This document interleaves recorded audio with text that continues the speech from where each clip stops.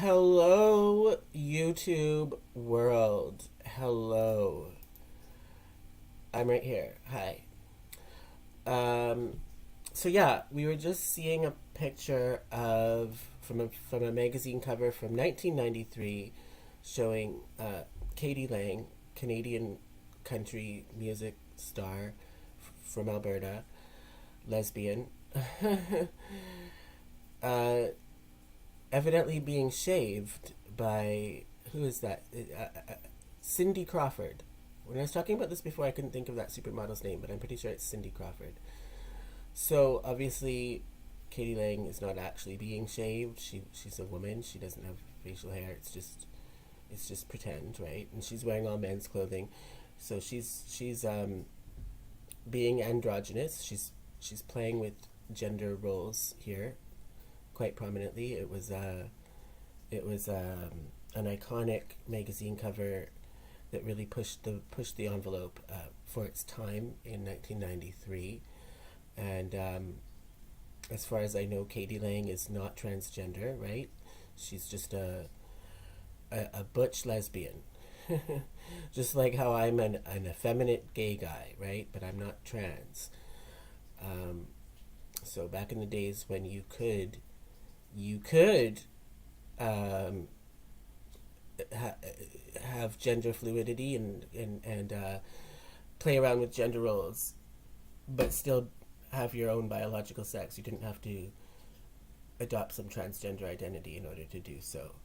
I find that approach to be much more freeing than the current regimented approach where people are latching on to pronouns and freaking out if you don't use the right pronouns. Um, so, anyways, and also what I like about this is that she's a country music singer from Alberta. So we don't see that today. Too many country music singers um, playing around with gender roles, right? Like the whole like country music and LGBT politics are kind of seen as being at odds with one another, to the point where my ex husband, who's a LGBT social justice warrior to the extreme, um, he can't stand to even listen to country music.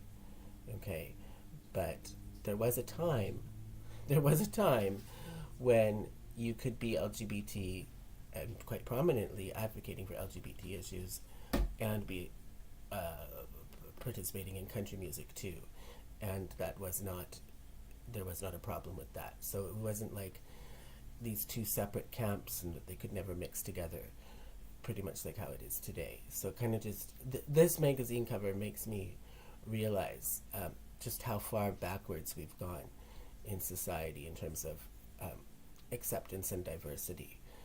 Um, so, along those lines, I just wanted to make an announcement that I am going to be shaving my fucking face.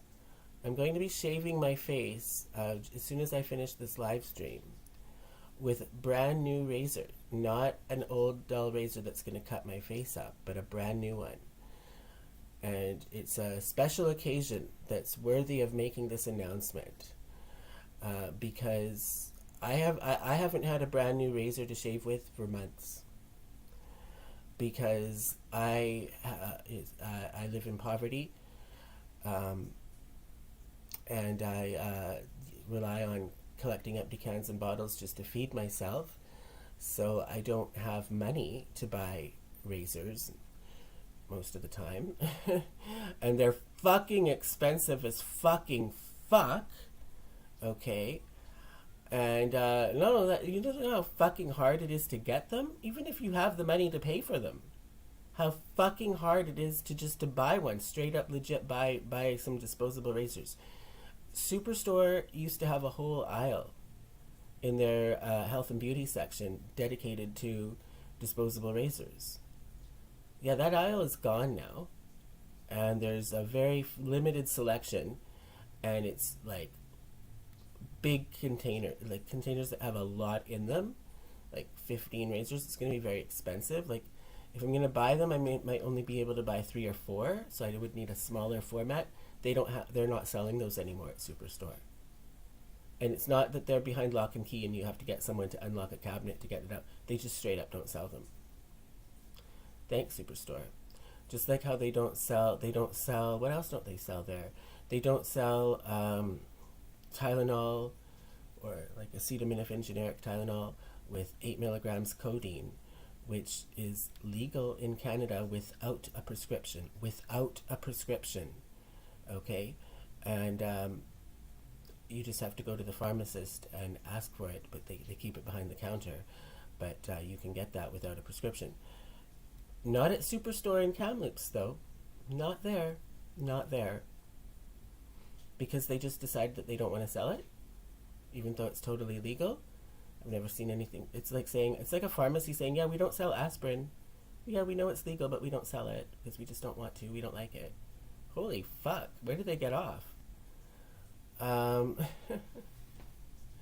Meanwhile, their whole like parking lot is like the grounds of like their boulevard around the store. It's like got these like druggies like passed out on it. So I mean, if they're doing this because they don't want to contribute to the drug fentanyl crisis, well, it's not working, Superstore. It's not working. So, anyways, to buy these kinds of things, you do have to go to Walmart, which is a bit further of a trip for me. And so I had to make a special trip to Walmart to buy razors, where they do sell them in 3-packs and 4-packs. And I was able to do this due to the kind generosity of one of my old friends back in Vancouver. So, you know, even though I'm totally impoverished, I am from Vancouver, where anybody who owns a home basically is a millionaire. So I do have a lot of rich friends, old friends, who I don't talk to very often, but sometimes. And one of those sent me a little bit of money so I could shave. And thank God for that. But I just wanted to say, like, I'm thinking about Pacific Blue Cross, where I used to work, that fucking crazy place. And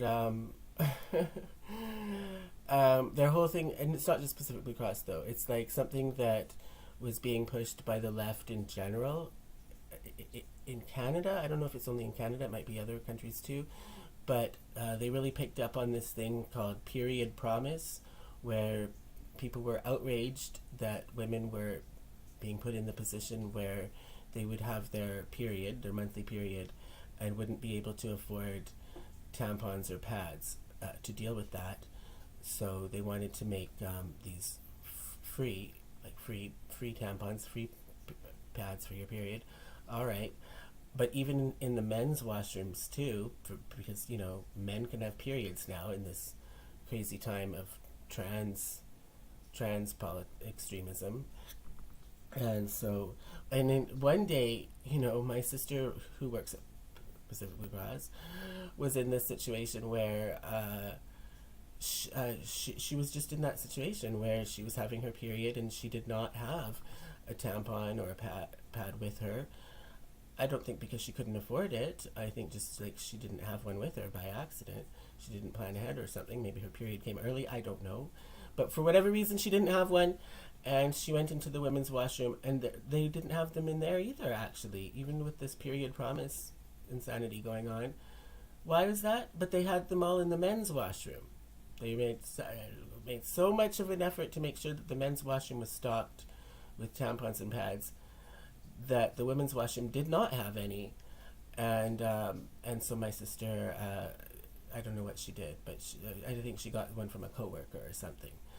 But now she knows. If they run out of them in the women's washroom, well, get someone to check the men's washroom for you. Like, how crazy is that? An actual woman was denied a tampon because they were in the men's washroom. But the thing is, the point I was trying to make, I'm getting distracted in my thinking. The point I was trying to make is, okay, like, it's all well and good to make sure that tampons and pads, menstrual pads, are available to people who can't afford them.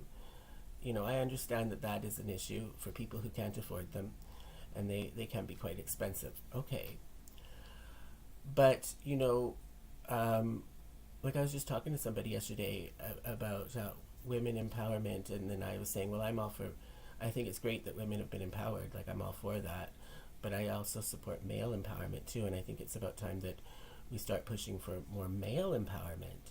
And so along those lines, I would just like to point out razors are fucking expensive as fuck. It's very, very expensive to maintain a clean shaven face.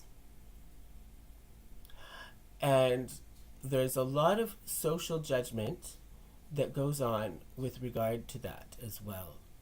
So, I mean, to work in a lot of workplaces, they don't want you to be with a 5 o'clock shadow. They want you to be clean, to be clean shaven.